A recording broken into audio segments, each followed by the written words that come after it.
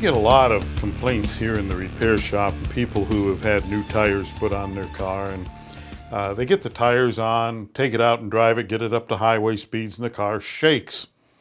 And what's going on? Well, they seem to think that balance is going to be the answer. So what do? They take it back, they have it rebalanced, same problem. Take it someplace else, have it balanced again, same problem. What is going on? Well, stop and think about this. Here we have an example. This is just a little demonstration.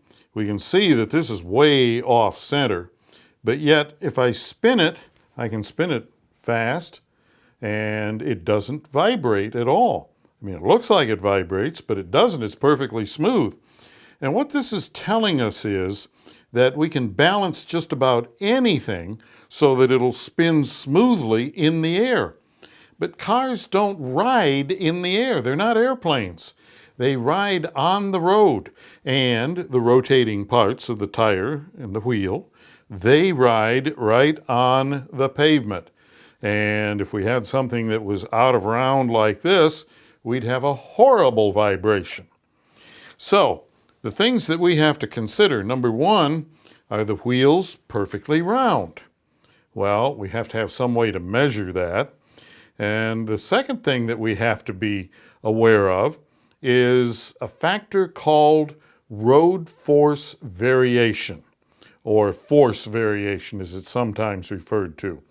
Now, to get an idea what that amounts to, if we take this little example that we've made here, now I'm going to push this down like it had weight on it, like it would be a tire on the car. And if we look down here, we can see the contact patch of this. And as we roll it along, the contact patch, the bottom of the tire, distorts until we come up against a variation in the stiffness of the tread of the tire. Now you can see the contact patch is diminished, the tire has risen up off of the pavement, and what we would feel in the cars, every time that spot hit the road, we would have a thump, thump, thump, we'd have a vibration, we'd have this uncomfortable sensation in the car. Now we have to be able to deal with that. Now, here we have a video that shows us how we address these problems. Now, just balancing tires doesn't always solve all of your vibration problems. So you can balance just about anything so it'll spin smoothly in the air, but wheel balancing, all it does is eliminate imbalance conditions, and there are others that will cause vibration. Now, that's things like wheel or tire runout. And of course, wheel or tire runout, that'll equate to a vibration. Another one is force variation.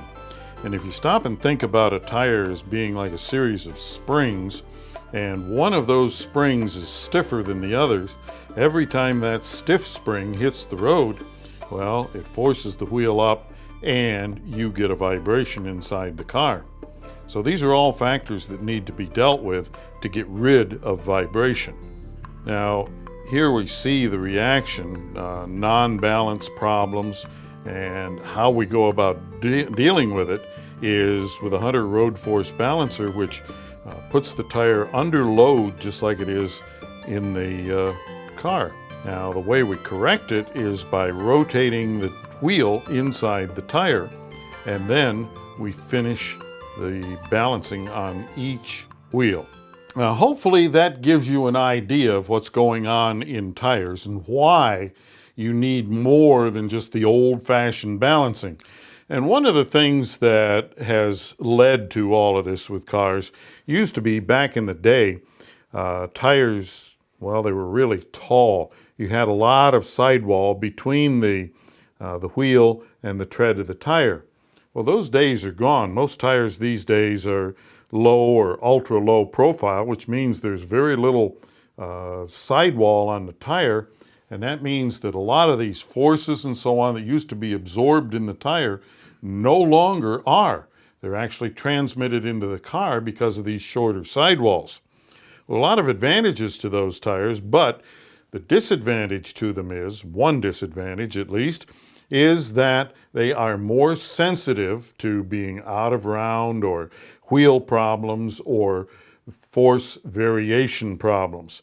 So that's why today you have to look for a machine like the Hunter 9700 that can check for force variation. One way to get a really smooth ride. And if you have a question or a comment, drop me a line right here at radio@goss-garage.com.